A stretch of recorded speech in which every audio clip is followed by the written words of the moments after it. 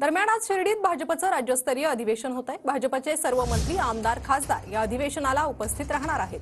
राज्यभरातील जवळपास 15,000 पदाधिकारी या अधिवेशनाला उपस्थित राहतील। अमित शहा, नितीन गडकरी, जेपी नड्डा, मुख्यमंत्री फडणवीस पदाधिकाऱ्यांना मार्गदर्शन करणार आहेत। आगामी स्थानिक स्वराज्य संस्थांच्या निवडणुका आणि भाजपमधील संघटनात्मक बदलाच्या दृष्टीने हे अधिवेशन महत्त्वाचं आहे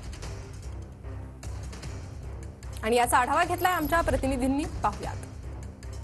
भाजपचं महाअधिवेशन शिर्डीमध्ये पार पडतं। भव्य अशी तयारी जी आहे ती भाजपने केलेली आपल्याला दिसून येते। भव्य असा स्टेज जो आहे तो तयार केलेला आहे आणि या स्टेजवरती महापुरुषांच्या ज्या तसविरी लावलेल्या आहेत आणि त्याच ठिकाणी संविधानाची प्रत सुद्धा पाहायला मिळते। आपण जर पाहिलं तर पंतप्रधान नरेंद्र मोदी तिसऱ्यांदा जेव्हा त्यांनी शपथ घेतली त्यानंतर त्यांनी संविधानाच्या प्रतीचं पूजन जे आहे ते केलं होतं आणि त्यानंतर भाजपच्या प्रत्येक कार्यक्रमामध्ये संविधानाची प्रत जी आहे ती ठेवली जाते। संविधानात बदल जो आहे तो भाजपकडून केला जातो असे आरोप काँग्रेस नेहमीच करतं आणि त्यानंतर आपण जर पाहिलं तर आजच्या अधिवेशनामध्ये भाजपच्या वतीनं जो भव्य असा स्टेज तयार करण्यात आलेला आहे या महाअधिवेशनाचा आणि त्या ठिकाणी संविधानाची प्रत जी आहे ती सुद्धा ठेवण्याची आपल्याला पाहायला मिळते। त्यामुळे साहजिकच आहे, आपण जर पाहिलं तर काँग्रेस एकीकडे आरोप भाजपवरती करतं, परंतु दुसरीकडे भाजपच्या वतीनं संविधानाची प्रत जी आहे ती आज या मंचावरती ठेवलेली आपल्याला पाहायला मिळते आणि त्याचं पूजन सुद्धा या ठिकाणी केलं जाणार आहे।